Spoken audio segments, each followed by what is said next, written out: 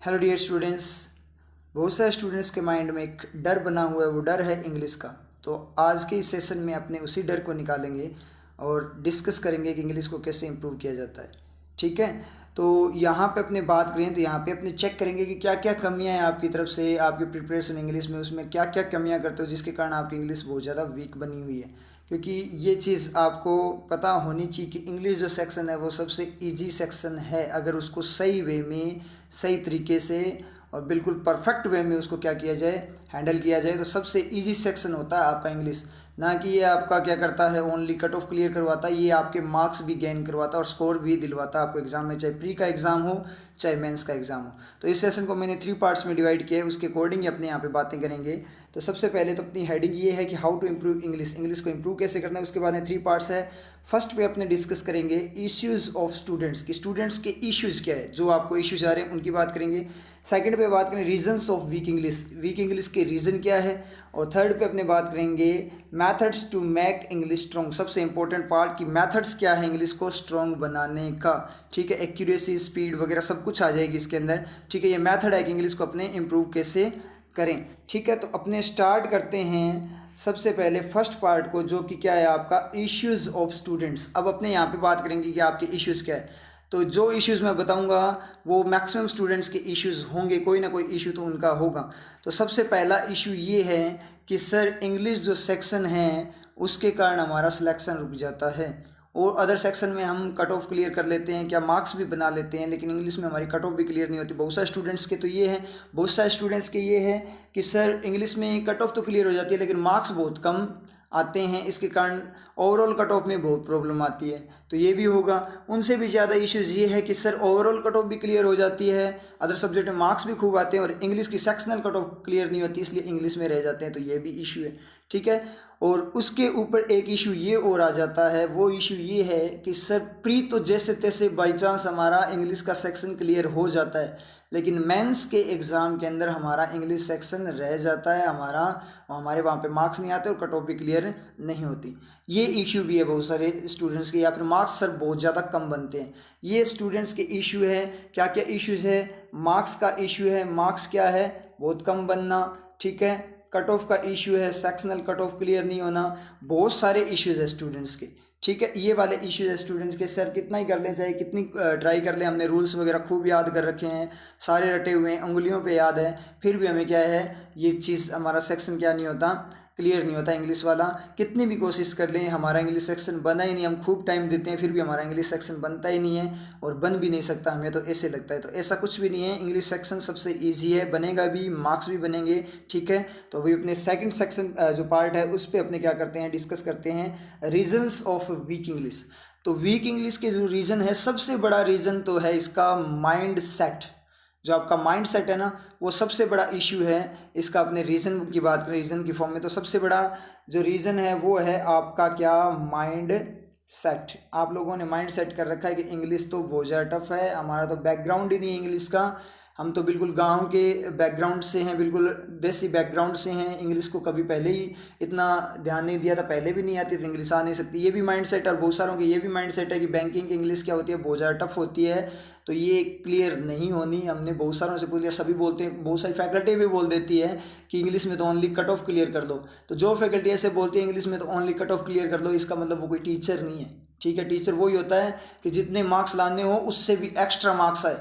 ठीक है, जैसे मान ली 30 मार्क्स लाने हैं प्री के अंदर, तो 35 मार्क्स आपको क्या दें, राइटिंग की ओर मिले। ठीक है ना, वहाँ पे राइटिंग के वैसे नहीं मिलेंगे, वहाँ पे तो ऑप्शन टिक करने होते हैं। मतलब बोलने का तरीका है, ये कॉन्फिडेंस होना चाहिए टीचर के अंदर। जब टीचर के अंदर ये कॉन्फिडेंस होगा तभी उसके स्टूडेंट्स के अंदर ये कॉन्फिडेंस आएगा। और दूसरी बात है, ये आपको भी पता है, मैं आपको बताता भी हूँ क्लासेस के अंदर, कि अपने चाहें तो इंडिया टॉप कर सकते हैं। ये चीज़ अपने को पता है, क्योंकि जो इंडिया टॉप करता है वो भी अपने जैसा ही होता है, कोई अलग नहीं होता। समझे, माइंड सबका बराबर होता है, बस वे होता है कि आप किस तरीके से यूज़ करते हो माइंड को, किस तरीके से आप चीज़ों को हैंडल करते हो। तो माइंड सेट सबसे बड़ी प्रॉब्लम है।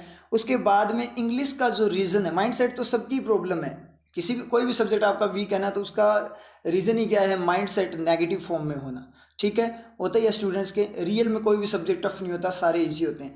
उसके बाद में अपने बात करें, जो सबसे इंपॉर्टेंट जो आपके रीज़न है वीक इंग्लिश का, वो है रूल्स। सबसे इंपॉर्टेंट, सर रूल्स कैसे हो सकते हैं, रूल्स के बिना तो इंग्लिश हो ही नहीं सकती। रूल्स के बिना ही इंग्लिश होती है। इंग्लिश का सबसे जो वीक पॉइंट है वो रूल्स है, और रूल्स के कारण आपकी इंग्लिश क्लियर नहीं होती। तभी तो क्या होता है कि कई बार प्री क्लियर हो जाता है, लेकिन मेंस का एग्ज़ाम अपना क्या नहीं होता, क्लियर नहीं होता। समझ गए ना चीज़? मेंस का एग्ज़ाम क्लियर नहीं होता क्योंकि मेंस के एग्ज़ाम में पूरा न्यूज़पेपर टाइप चलता है, तो उसमें रूल्स अप्लाई होते ही नहीं है। प्री के एग्ज़ाम में तो बाई चांस अप्लाई हो जाते हैं, कई बार तो कट ऑफ वगैरह निकल जाती है, तो रूल्स सबसे बड़ा इशू है। तो ये तो इशू, अब मेथड्स में अपने डिटेल से बात करेंगे कि आपको इंप्रूवमेंट के लिए क्या क्या करना है, तो वहाँ पे अपने एग्जांपल्स की फॉर्म में बात करेंगे। तो नेक्स्ट वाले पे चलते हैं अपने methods to make English strong. Methods क्या है इंग्लिश को स्ट्रॉन्ग बनाने के? तो सबसे फर्स्ट और सबसे इम्पोर्टेंट है वो माइंड की स्टेबिलिटी। माइंड की स्टेबिलिटी, माइंड सेट करना है आपको। माइंड की स्टेबिलिटी की बात करें अपने, ठीक है, माइंड की स्टेबिलिटी की बात करें, वो सबसे इंपॉर्टेंट पॉइंट है। माइंड को आपको क्या करना पड़ेगा, स्टेबल बनाना पड़ेगा। ओनली इंग्लिश के लिए नहीं, हर एग्ज़ाम के लिए, हर जो आपका सेक्शन है उसके लिए माइंड को स्टेबल बनाना पड़ेगा, सेट। तो सबसे पहले माइंड सेट आपको करना है कि इंग्लिश बहुत ज़्यादा इजी है, इंग्लिश हम इजीली कर सकते हैं। ये माइंड सेट आपका सबसे पहले होना चाहिए, तभी जाकर क्या होगा, आपका इंग्लिश स्ट्रॉन्ग बनेगा। और गारंटी है इंग्लिश 100% पे बन जाएगी आपकी, मतलब कोई चांसेस ही नहीं होंगे आपके मार्क्स कट होने के। एक्यूरेसी वगैरह सब कुछ आएगा अगर आप जो मैं मेथड्स बता रहा हूँ उनको फॉलो कर लो। तो सबसे पहले माइंड सेट करना है, और उसके बाद में क्या करना है, जो रूल्स है उनको क्या बोलना है, उनको नो बोलना है। रूल्स को क्या करना है, नो बोलना है, रूल्स को अवॉइड करना है, तब जाकर आपकी इंग्लिश बनेगी। और कैसे बनेगी, रूल्स को सर अवॉइड करके कैसे बनाए इंग्लिश? रूल्स के बिना तो होगा ही नहीं, कोई बेस ही नहीं है। तो रूल्स का बेस नहीं है, बेस होता है साइंटिफिक अप्रोच का। माइंड में आपको क्या करनी है, पिक्चर बनानी है। अब मैं यहाँ पे लेता हूँ कुछ एग्जाम्पल्स, ठीक है, रूल्स की अपने बात करें तो कैसे आपको ख़त्म करना है। अब आप बोलोगे सर रूल्स अप्लाई तो होते हैं लेकिन हर जगह अप्लाई नहीं होते, क्योंकि रूल्स बनाए जाते हैं चीज़ों को रटने के लिए। वो अपने को 12th क्लासेस तक करवाते थे और आजकल फैकल्टी वही करवाती है कॉम्पिटिटिव एग्जाम में। कॉम्पिटिटिव एग्जाम की इंग्लिश वो नहीं है, हाई लेवल की इंग्लिश है। तो रूल्स, जैसे मान लीजिए कोई चीज़ होगी, उसके अंदर क्या होता है, आपका रूल अप्लाई बाई चांस से हो जाता है। छोटा मोटा रूल तो अप्लाई हो ही जाता है उस चीज़ के अंदर, ठीक है, क्योंकि वो चीज़ है, उसको बनाने का तरीका है, तो उसका एक छोटा सा पार्ट है, उसको पढ़ने का है। तो उसका तो क्या है, वर्किंग वास्ट है। जैसे अपने बात करें वाटर की, अपने बात करें वाटर जो आपका होता है, पानी है, वो फ्लो होता है ऊपर से नीचे की तरफ फ्लो होता है, ये चीज़ अपने को पता है। तो अपनों ने रूल बना दिया, क्या एक कॉन्सेप्ट रट लो, क्या रट लो कि वाटर ऊपर से नीचे की तरफ फ्लो होता है। लेकिन कई बार पानी नीचे से ऊपर की तरफ भी फ्लो हो जाता है ना, वो नीचे वर्किंग होती है। जैसे कुछ कुएं होते हैं, उनमें से पानी अपने आप निकलता है ना, तो वो प्रेशर की फॉर्म में होता है कि नीचे की साइड से ज़्यादा प्रेशराइज हो रहा है, जो ग्रेविटेशनल, जो गुरुत्वाकर्षण बल है उससे ज़्यादा हो जाता है, तो वाटर क्या हो जाता है, ऊपर की तरफ भी आ जाता है। ये चीज़ आपने कभी सोची है? तो यहाँ पे वो जो रूल अपनों ने बनाया था कि हाई लेवल से लो लेवल पे जाने वाला, वो रूल आपका क्या हो गया, एलिमिनेट हो गया ना यहाँ पे। तो इसका मतलब क्या हुआ, फिर अपने यहाँ पे फैकल्टीज क्या बोलती है, इस चीज़ को अपवाद बोल देती है, ये एक एक्सेप्शन है, अपवाद है। तो ऐसा कुछ भी नहीं होता।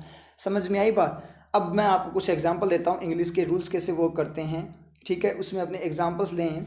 तो अपने एक पढ़ा होगा आपने 2+V1 और 2+ वर्ब ING भी पढ़ा होगा, ठीक है। 2+V1 और 2+ वर्ब ING, अपने को रूल रटवाते हैं क्या कि 2 के बाद में क्या आएगा, V1 आएगा, ये रूल रटवाया जाता है। लेकिन 2 के बाद में वर्ब की ING भी आपने देखी है ना, टू स्पोर्टिंग द मैटर, इस तरीके से बहुत सारे आते हैं ना, forward, looking forward to, attending the party, ऐसी चीज़ें देखी है ना आपने। तो ये ING आते हैं कि नहीं आते, तो V1। अब स्टूडेंट्स के क्या होता है, रूल रटा होता है, 2+ING आता है, तो वो डायरेक्ट एरर में जाता है और देखते क्या करता है, 2 के बाद तो V1 आना चाहिए था, और वो डायरेक्ट क्या करता है, वहाँ पे एरर बना देता है। लेकिन रियल में वहाँ पे 2+ING था। ये चीज़ आपके साथ बहुत बार मिस्टेक हुई होगी कि आपने बहुत बार किया है 2+ING वाले V1 सोचकर आपने गलत किया, और वो आपका आंसर क्या हो गया, गलत, और आपके नेगेटिव हो गए। ये चीज़ें आपके साथ बहुत बार हुई होगी, जैसे आप ऑनलाइन टेस्ट वगैरह लेते हो, क्विजेज वगैरह करते हो, हुआ है कि नहीं हुआ, ये चीज़ हुई है ना। तो वो वाला कैसा है, तो 2+V1। अब स्टूडेंट कैसे सोचते हैं, रटा हुआ कि 2 के बाद में V1 आता है, लेकिन उन्हें रियलिटी नहीं पता। आप अगर सेंसिबल, आपको रियल में क्या होना चाहिए, मेन जो चीज़ है वो वर्किंग है। इंग्लिश की क्या होनी चाहिए, वर्किंग आनी चाहिए आपको। अगर वर्किंग आने लग गई आपको हर एलिमेंट की, और पिक्चर बनानी स्टार्ट कर दिया अपने माइंड के अंदर, तो आपको फिर कोई नहीं रोक सकता। समझ में आई बात? तो 2+V1 अपने रटें, तो अपने रटा हुआ कि 2 के बाद V1 आएगा, लेकिन आप ये नहीं देखते कि 2 के बाद V1 आया क्यों। 2 को जैसे मान लीजिए मैक्सिमम स्टूडेंट कैसे इसको करते हैं, मान लीजिए एक्सेप्ट करते हैं 2 को एज ए प्रीपोजिशन ट्रीट करते हैं कि 2 क्या होता है, प्रीपोजिशन होता है। लेकिन 2 की वर्किंग ओनली प्रीपोजिशन नहीं होती, 2 की वर्किंग प्रीपोजिशन भी होती है और मॉडल की तरह वर्क करता है। तो यहाँ 2+V1 है ना, इन्फिनिटिव में जो यूज होता है, वो एज ए मॉडल वर्क होता है। कभी आपने सुना है कि टू मॉडल होता है? टू भी एक मॉडल है, और कैसा मॉडल है? कनेक्शन का मॉडल है। और रियल में अपने टेंसेज की बात करें तो सेंटेंस जो आपके बनते हैं वो डायरेक्ट किसके अकॉर्डिंग? असिस्टेंट, एक मैनेजर कंपलसरी होता है, मतलब एक्शन कंपलसरी होता है, एक असिस्टेंट मतलब मॉडल कंपलसरी होता है।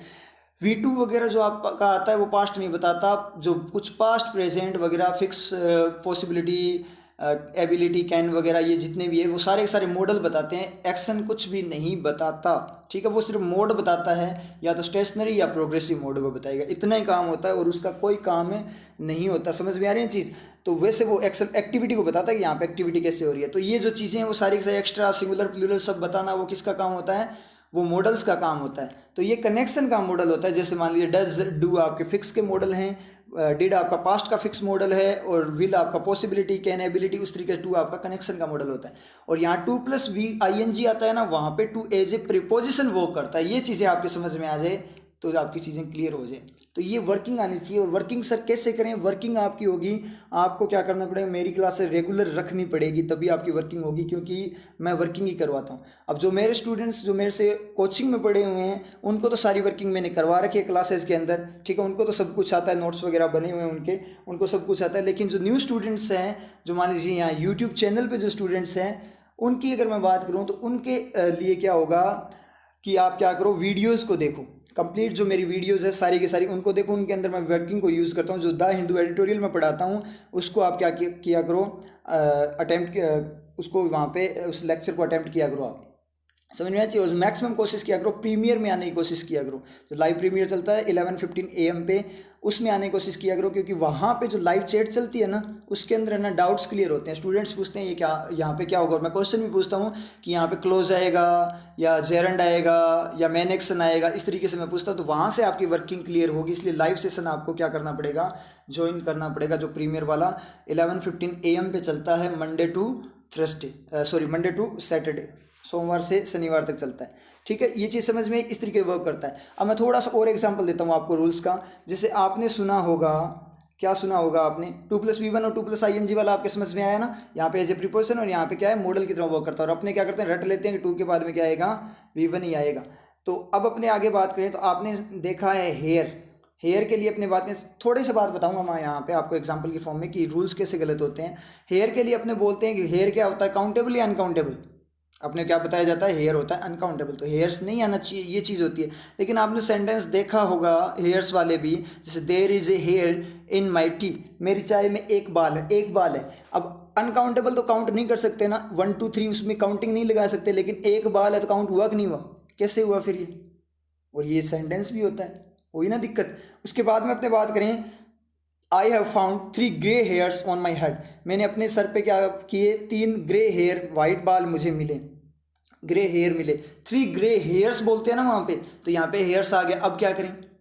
समझ में आई बात? होगी ना गड़बड़? तो अब सेंसिबल वे में सोचना, आप साइंटिफिक वे में सोचना कि कैसे होता है। देखो हेयर अनकाउंटेबल होता है, जैसे अपने बात करें she has got very long hair, उसके बाल बहुत लंबे हैं, तो यहाँ हेयर्स नहीं होगा, हेयर होगा, सर के बालों की बात हो रही है। ठीक है, तो क्या होगा, हेयर होगा, क्योंकि वो अनकाउंटेबल रेंज में आ जाए। अब कैसे आता है, देखो पिक्चर माइंड में पिक्चर बननी चाहिए। सोचो सर के बाल दिखाई दे रहे हैं आपको, जो सर होता है अपना सिर होता है, उस सिर के बाल अपने को दिखाई देते हैं। तो सिर के जो बाल होते हैं उनको कोई काउंट कर सकता है क्या? नॉर्मल पर्सन काउंट नहीं कर सकता ना। तो जब काउंट नहीं कर सकता तो वो क्या, अनकाउंटेबल है, काउंट करने योग्य नहीं है, मतलब उनको काउंट एबल नहीं है अपने काउंट करने में, तो अनकाउंटेबल हो गए, तो अनकाउंटेबल रेंज में चला गया। अब बाल आपके कम हो गए, तो बाल कम हो गए तो उसके अंदर अपने बात करें, जैसे मान लीजिए 100 150 बाल हो गए, या 200 बाल हो गए, 500 बाल हो गए, तो उन बाल को आप काउंट, उन हेयर्स को काउंट कर सकते हो नहीं कर सकते? कर सकते हो ना, तो वो किस में आ जाएंगे, अनकाउंटेबल रेंज में आ जाएंगे। और कितने हैं, 500 हेयर्स है, इसका मतलब 500 है, इसका मतलब 1 हेयर से लेकर क्या है 500 हेयर की बात हो रही है, तो क्या हो जाएगा, हेयर या हेयर्स? तो हेयर्स हो जाएगा, एस लग जाएगा। अपने बोलते हैं एस नहीं लगना चाहिए। अब रटा हुआ होता है, हेयर्स कभी नहीं होता, क्योंकि अनकाउंटेबल है, तो आप क्या कर देते हो, हेयर्स आता है ना, 2 hairs in the coffee, coffee के अंदर 2 बाल हैं, तो आप वहाँ पे गलत कर देते हो और आपका क्या हो जाता है, नेगेटिव। ये रीजंस है आपके। अब प्री के अंदर क्या होता है कि सर प्री बाई चांस हमारा क्लियर हो जाता है, तो प्री में बाई चांस कई बार रूल लग जाते हैं, इसलिए कट ऑफ क्लियर हो जाती है। मेंस में नहीं होता सर, मेंस में कैसे होगा, मेंस के अंदर पूरा का पूरा क्या होता है, सेंस में चलता है, सारा का सारा न्यूज़पेपर आता है आपका।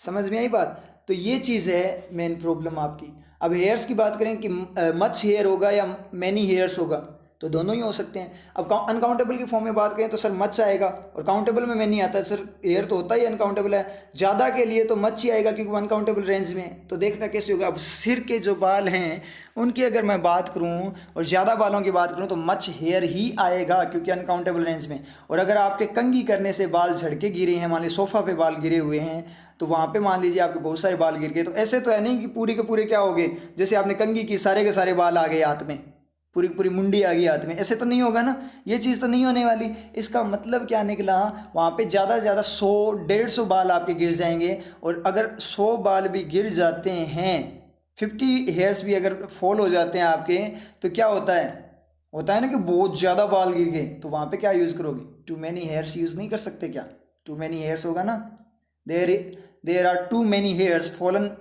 ऑन द सोफ़ा पे क्या है, बहुत सारे बाल गिरे हुए हैं, तो वहाँ पे क्या हो, 50 या 100 ही है तो बहुत सारे ही लगेंगे अपने को, ठीक है। तो अकाउंटेबल रेंज में है तो वहाँ पे टू मेनी हेयर्स हो गया। अब बताओ रूल कहाँ लगा, अब बता दो मुझे रूल यहाँ पे कहाँ लगा, खत्म हो गया ना। तो मेन चीज़ क्या है, आपको माइंड में क्या करनी है, साइंटिफिक अप्रोच यूज़ करते हुए पिक्चर बनानी है कि चीज़ें, पिक्चर अगर आपकी बन जाए कि हाँ ऐसा हो सकता है तो आपका सही है, और अगर पिक्चर ना बने, धुंधलापन आए, तो वहाँ पे एरर, ये चीज़ आपको चेक करनी है। अब उसके बाद मैं एग्जाम्पल लूँ एक और, जैसे मान लीजिए मैं पाउडर का एग्जाम्पल लूँ, पाउडर जो है, पाउडर का मैं यहाँ पे एग्जांपल लूँ, तो एक बार बताओ अपने को क्या बताते हैं, पाउडर क्या होता है, अनकाउंटेबल होता है, लेकिन चलो अनकाउंटेबल होता है, सिंगुलर आना चाहिए, प्लूरल नहीं आना चाहिए।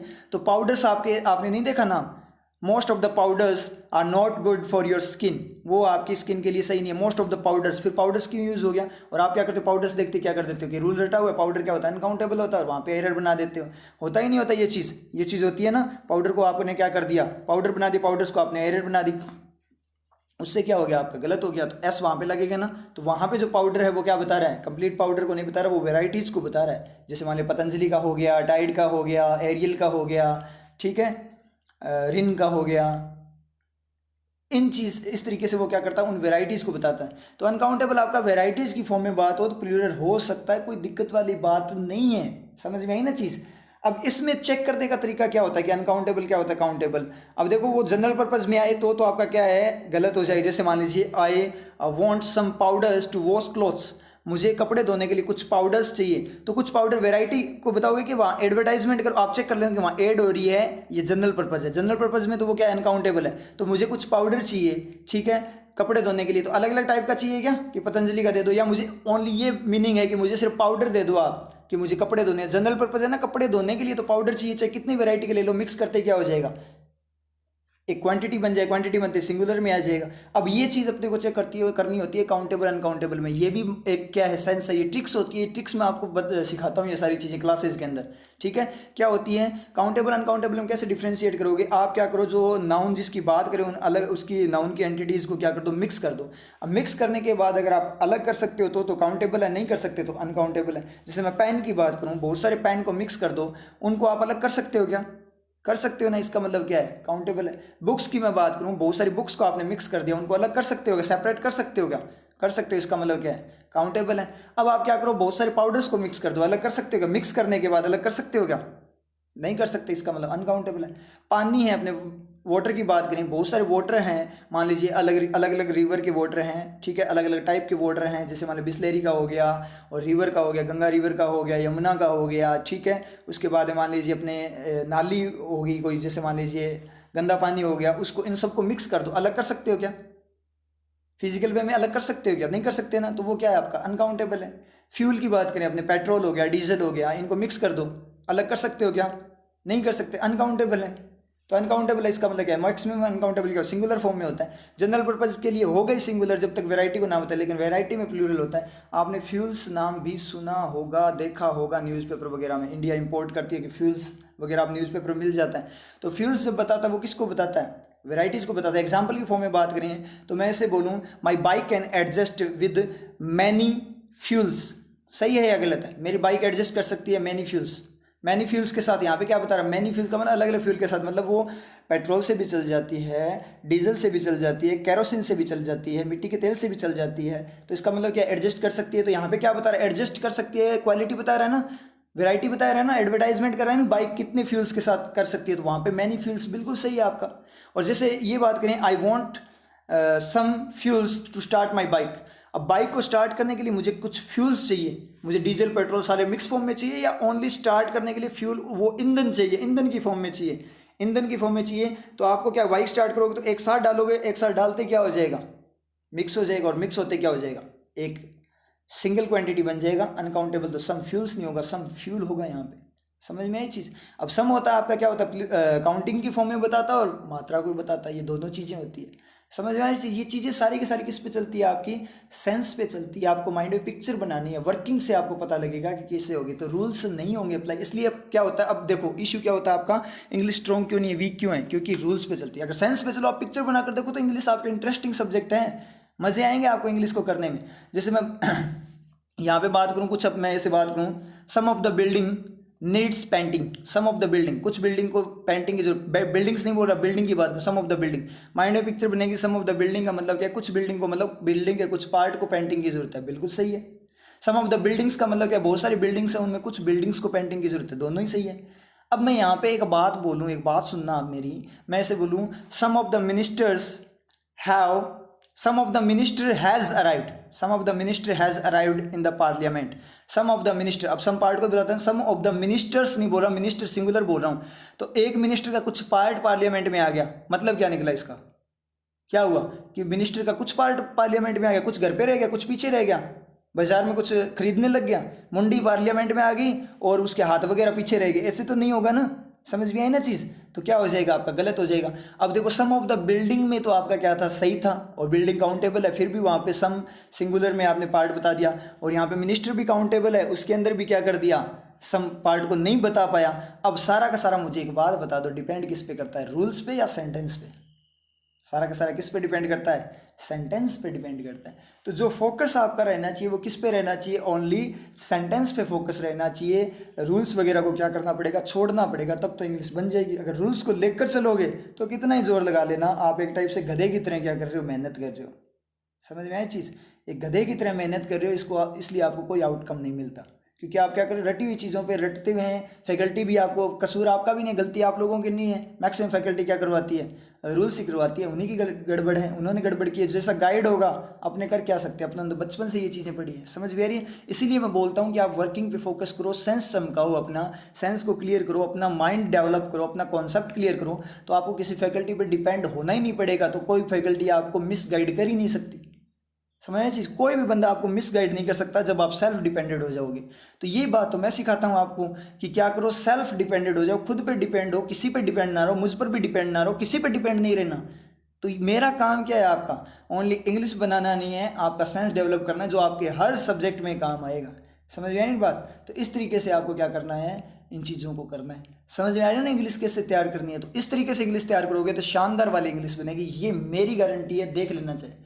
समझ में आ रही है ना बातें। अब मिनिस्टर वाला केस हो गया तो समझ में आया ना कैसे, क्योंकि माइंड में अपने पिक्चर बना के देखी, कुछ मिनिस्टर का कुछ पार्ट, तो ऑकवर्ड लगा ना, धुंधलापन आया, धुंधलापन आया या क्या आया, यहाँ तो पूरी पिक्चर ही गड़बड़ थी, अजीब सा लगा। समझ में आया चीज़। तो अपने वहाँ पे क्या होगी, एरर हो गया। अब सम ऑफ द बिल्डिंग, बिल्डिंग के कुछ पार्ट को पेंटिंग की जरूरत है, सही जा रहा है तो वो आपका सही हो गया। अब ये रट लेंगे, रटना मत ये चीज़। अब यहाँ से स्टूडेंट क्या करते हैं, रूल बना लेते हैं, या टीचर आपको बता देगा कि काउंटेबल के साथ अगर सम यूज़ हो तो वो पार्ट को डिनोट करेगा, ठीक है, सिंगुलर आ जाएगा। काउंटेबल में सिंगुलर काउंटेबल के साथ यूज़ हो तो, और प्लूरल के साथ यूज़ हो तो काउंटिंग को डिनोट करेगा, 1 2 3 की फॉर्म में डिनोट करेगा। तो फिर मिनिस्टर वाले में डिनोट करके दिखवा दो ना फिर पार्ट को, मिनिस्टर का कुछ पार्ट पार्लियामेंट में नहीं आया, नहीं हुआ ना। इसका मतलब सम ऑफ द मिनिस्टर्स हो सकता है ना, कि कुछ मिनिस्टर्स पार्लियामेंट में आ चुके हैं।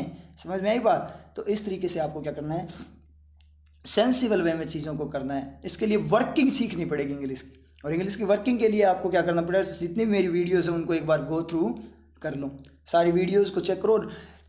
पढ़ना कैसे, आपको लाइव प्रीमियर में आना, और पढ़ना कैसे आपको, जो वीडियोस आप पढ़ते हो तो आपको क्या करना है, क्वेश्चन के आंसर खुद से देने। पहले वाला क्वेश्चन चलो सॉल्यूशन देख लो आपके सर ने कैसे करवाया, अब उस टेक्निक को यूज़ करना है। नेक्स्ट वाले में क्या करो, वीडियो को पॉज करो, वीडियो को पॉज किया, उस क्वेश्चन खुद सोल्व करो, खुद सोल्व करने के बाद में मेरा सोल्यूशन देखो। समझ में आई चीज़। खुद सोल्व कर लिया, उसके बाद में मेरा सोल्यूशन देखो, और फिर कंपेयर करो कि हमने क्या किया और सर ने कैसे करवाया था। तो टेक्निक वहाँ से कि हम कितना दूर रह गए सर की टेक्निक से, वो टेक्निक कैच करने की आप क्या करो, कोशिश करो। ऐसे करके आपका डेवलप होगा। ऐसे डायरेक्ट मुंह उठा के आए, वीडियो देखी, समझ में नहीं आया, छोड़ दी, हमें तो समझ में नहीं आ रहा, हम तो ना करें, ऐसे इंग्लिश नहीं बनेगी, ऐसे तो वैसे ही बने रहोगे जैसे अभी बने हो। एक बार फेथ करके 10 या 15 दिन ऐसा करके देखना आप, बिल्कुल फोकस के साथ माइंड को पूरा अंदर लेकर, उसके अंदर पूरा माइंड को इन्वॉल्व करके पिक्चर बनाते हुए कि सर बोल क्या रहे हैं, चल क्या रहा है वीडियोस के अंदर, पिक्चर बनाते हुए करके देखो 10 to 15 10 दिनों के अंदर, 10-15 दिनों के अंदर इंप्रूवमेंट ना आए तो गारंटी है ये आएगा, 100% आएगा, ये गारंटी है। समय न इम्प्रूवमेंट ना आए तो बोल देना मुझे, 100% इम्प्रूवमेंट आएगा।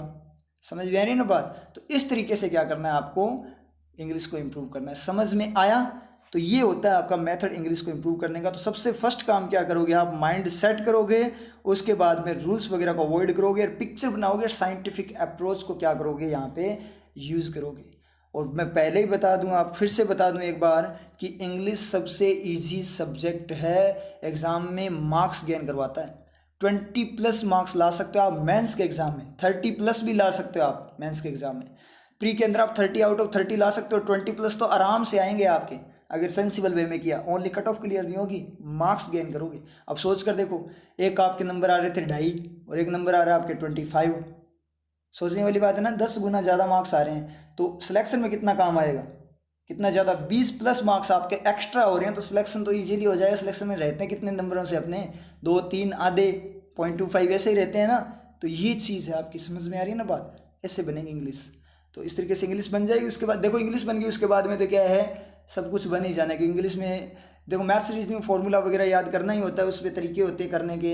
और आप क्या होते हैं मेंस के एग्जाम में जो आते हैं तो उसमें आप अटक भी सकते हो क्योंकि बहुत ज़्यादा लेवल पे पूछते हैं। लेकिन इंग्लिश अगर आपको आती है तो आती है, ये लैंग्वेज है, लैंग्वेज को रटा नहीं जाता। तो रटी हुई चीज़ें आपको छोड़नी पड़ेगी, रूल्स वगैरह को छोड़ना पड़ेगा। बिल्कुल वापस बेस से, जीरो से स्टार्ट करोगे, 100% गारंटी है इंग्लिश आपकी बन जाएगी।